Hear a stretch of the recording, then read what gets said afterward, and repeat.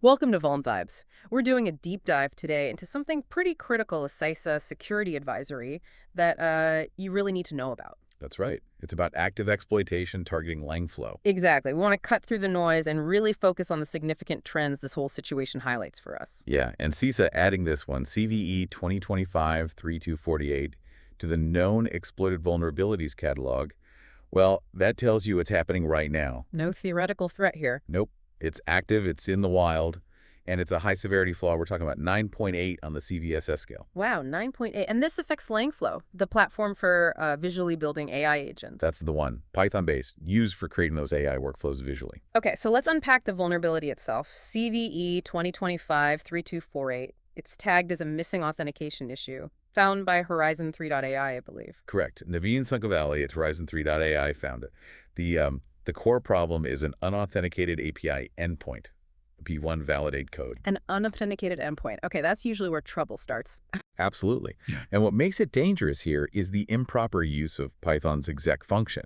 It's taking untrusted user input directly at this endpoint. Without checking who sent it. Exactly. No authentication. Now, authenticated users can run Python code in Langflow. That's part of its function. But this flaw basically, well, it opens that door wide open to attackers. So anyone on the internet could potentially hit this endpoint. If the instance is exposed, yes, it really flags concerns about, basic secure coding and proper input validation. Right. So if an attacker hits this unauthenticated endpoint, what can they actually do? What's the payload look like? Well, they can inject Python code. Think about crafting something malicious that the server just runs. Like a reverse shell. Precisely. Horizon 3 specifically mentioned injecting Python reverse shells into things like decorators or function default arguments. It's quite clever, really. And the result of that successful injection? Remote code execution, RCE, which means full compromise of the Langflow server. Total compromise. Okay, so what's the potential fallout from that? Data breaches? Data breaches, definitely. System disruption, using the server to launch other attacks. The usual attacker playbook once they gain that level of control. And Horizon 3 mentions something about ease of exploitation. Yeah, that's concerning too. Apparently, a simple one-liner exploit could retrieve the server's environment variables. Ah, the environment variables. Why is that particularly bad? Because that's often where the secrets live, right?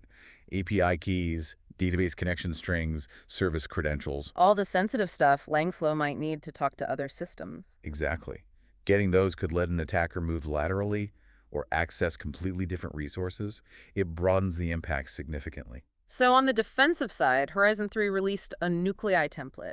How helpful is that right now? Oh, it's crucial. It gives defenders a quick way to scan and find vulnerable instances. What does it check for? It looks for indicators of compromise, like trying to read the etc/passwide file, which, you shouldn't be able to do remotely without authentication. A clear sign someone's got an RCE.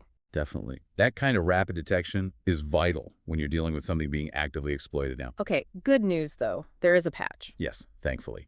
Langflow version 1.3.0 fixes this vulnerability. So the immediate action is update to 1.3.0 or later. Immediately. It's really non-negotiable given the CISA warning and the key EV listing. And CISA isn't just recommending this, right? There's a directive for federal agencies? Correct. They've mandated that federal civilian executive branch agencies patch this by May 26, 2025. That underlines the seriousness. It really does. It shows they have evidence of active exploitation and consider the risk immediate and significant. So stepping back from the immediate fire drill, what's the bigger lesson here? What trend does this highlight?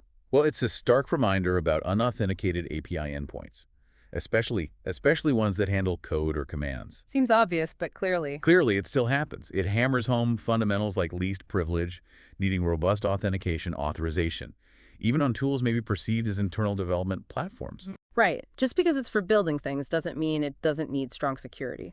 Particularly with AI development tools becoming more complex and integrated, security needs to be baked in from the start. This Langflow case really does seem to spotlight that expanding attack surface in AI and ML development environments. It does. As these tools become more common, we need to think hard about securing them. What should security teams be thinking about specifically? Recognizing these platforms as potential high-value targets. Remote code execution in an AI development tool could compromise models, training data, or the entire pipeline. So it's not just about the platform itself, but what it connects to and builds. Precisely. It demands a shift towards more intrinsic security, secure coding, internal access controls, not just relying on the network perimeter. So a final thought for everyone listening. As you look at your own environments, consider what this Langflow exploit tells us about the security posture needed for AML development. It's clearly an evolving and critical threat landscape. Thanks for walking through this with us. Good discussion. Stay safe out there.